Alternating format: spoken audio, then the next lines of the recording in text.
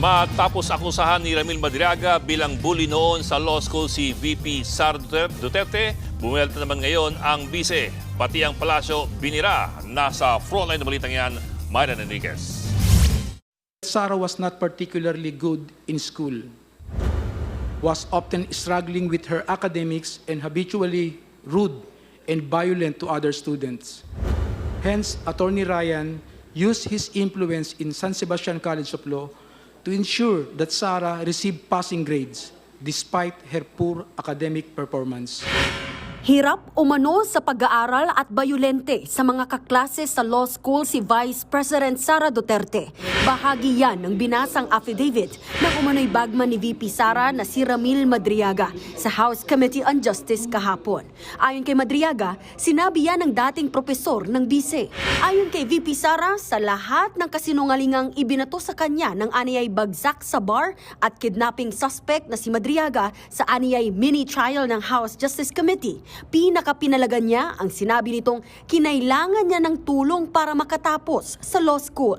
Sariling sikap daw siya sa pag-aaral at hindi nakiusap sa propesor dahil madali lang naman daw makapasa. Graduate daw ang BISE noong May 2005 at nag-bar exam Setyembre ng taong ding yun. Bagay na siya raw ang unang gumawa sa San Sebastian Recoletos College of Law.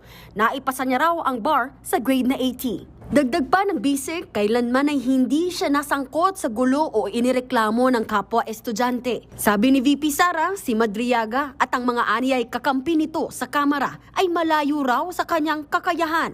Nakakakuha raw kasi ng resulta ang BISE kahit kaunting effort lang. Samantalang silang ay hindi man lang daw makabuo ng kapani-paniwalang kasinungalingan, lalo na ang sumunod sa batas. Pang-aabuso at korupsyon lang daw ang kayang gawin ng komite sa kanilang tinawag niyang mini-trial. Dapat daw tandaan na puno ng aligasyon ng panunuhol ang una niyang impeachment case at hindi raw ito naiiba sa ikalawang impeachment case niya ngayon. Sagot naman ni House Justice Committee Chairperson Jervin Luistro, dumalo na lang si VP Sara sa pagdinig para mailatag ang kanyang ebidensya.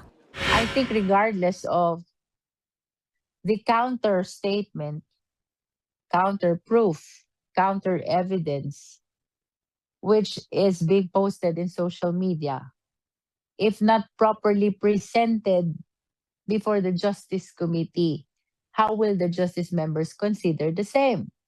So babalik tayo dun sa it's best that they participate so that the Justice members can consider the evidence that they intend to present. Pinuna rin ng BISE ang kabiguan ng administrasyon na tugunan ang